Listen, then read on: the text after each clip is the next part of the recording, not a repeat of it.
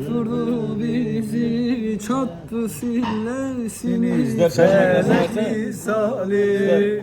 Şu yazımızı kurtar bizim. Evirdin çevirdin yar bulamadım. Maç oynarken senin sesin geliyordu. Hayatımda gördüğüm en kötü topçu Naim diyordun. Ocağım söndü nasıl beladır, bırakıp gitti bu Sesi geliyordu. Hayatımda gördüğüm en kötü topçu Naim Alsağ'dayken.